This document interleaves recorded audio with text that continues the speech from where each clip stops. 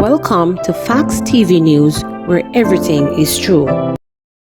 Man wanted by Hanover police held during operation in St. James. Last week in an interview, the commanding officer for Hanover did ask Mr. O'Brien Garvey, OCF1, to turn himself in to the police relative to cases of shooting and wounding that he is wanted for in the Hanover division. Mr. Garvey did not follow the requests and instructions of the commanding officer there. A tactical response team that was deployed from the St. James division in a rural community in St. James went in pursuit of Mr. O'Brien Garvey.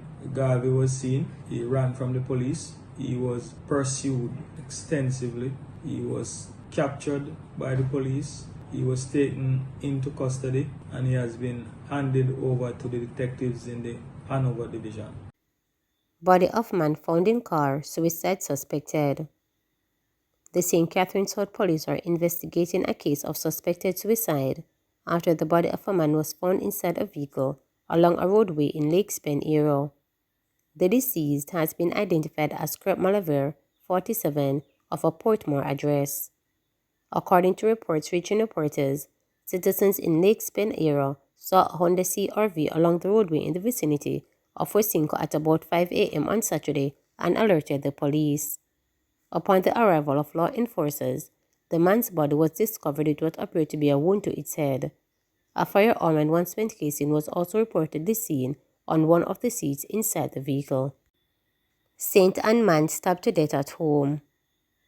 A St. Anne man was stabbed to death at his home in Ridge District on Friday morning. The deceased has been identified as 55-year-old Errol Cameron. Reports from the Cape Valley Police are that about 2:40 a.m., lawmen were summoned to the house to quell a family dispute. Upon their arrival, Cameron was seen lying on the bed with stab wounds as well as other injuries to his body. He was taken to hospital where he was pronounced dead. No further details surrounding the incidents were provided. Investigations are ongoing. JPS announces 10-hour scheduled power outage for sections of St. Andrew. The Jamaica Public Service JPS is advising customers that due to a scheduled maintenance on Sunday, August 20, some sections of St. Andrew will be without electricity between the hours of 7:30 a.m. and 5:30 p.m. JPS said while the outage will be inconvenience, it is necessary to strengthen the power system to better serve customers. The maintenance will see the Light and Power Company replacing old poles and removing vegetation on major lines in the areas to be affected. Yes, we know the timing isn't great, especially with the World Championships and heat, but this maintenance outage is an essential part of our efforts to strengthen the power system to serve you better, JPS tweeted.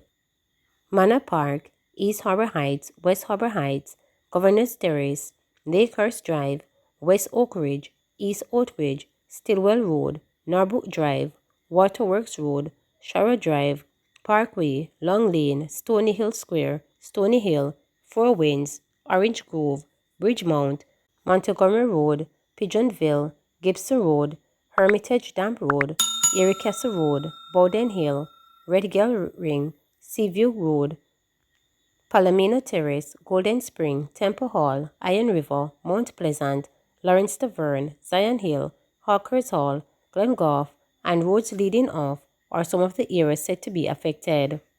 JPS is urging the public to bear with them as they work to have the power restored as soon as possible. However, this has been met with heavy criticism from social media users. Them a wicked do, all interrupt people little enjoyment after una done a pressure with high bills, one user comment. Another wrote, heat a kill me under the fan we a blow, hot heat, and now them want worse it off, a dead them want fi dead from the heat. Education Minister promises assessment of summer work program. With a senior firefighter charged for sexually assaulting a teen girl on her third day of a summer employment program at the Montego Bay Fire Station, Education Minister Favor Williams said the program will be assessed to determine if changes are needed to ensure participant safety. We understand the gravity of the situation and it will be investigated thoroughly by our entities. But at the same time, we will look at the program to see if there is anything we need to change about it to ensure that this never happens again she told reporters on Thursday. Williams said even though the program was piloted by the Ministry of Local Government and Community Development, her ministry will have a role to play going forward.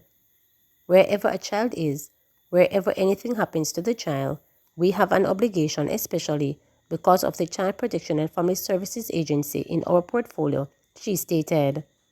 So anywhere there is a case of abuse, immediately, through one of their regional officers, they are going to begin the investigation to assess the immediate situation as well, she added. The minister is optimistic that the summer work program, which provides students with valuable experience in the workplace, will not be discontinued, and she gave a commitment to swift action whenever children are in need of protection. If we need to call Sissoko, if we need to call the police, whenever we get these reports, even if it is in social media, we're going to pursue it and find out what's going on, stated Williams. The high-ranking member of the Jamaica Fire Brigade was arrested on Tuesday and then charged a day later with attempted rape and sexual touching of a minor.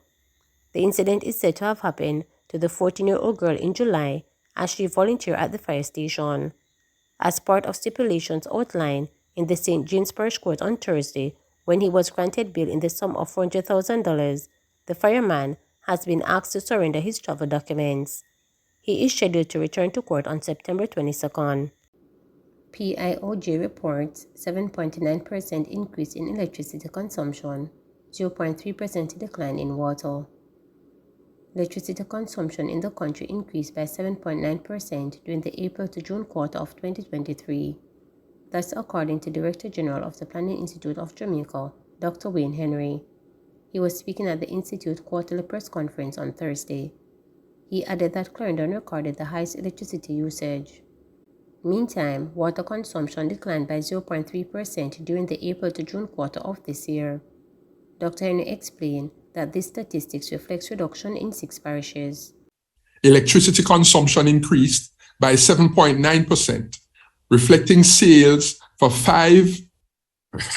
higher sales for 5 of 6 categories.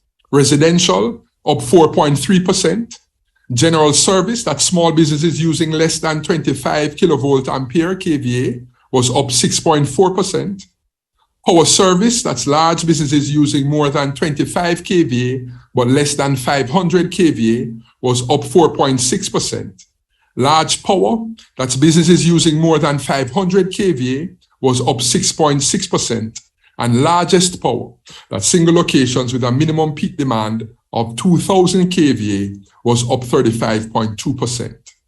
These increases outweighed an estimated decline for street lighting plus traffic signals, which was down 4.6%.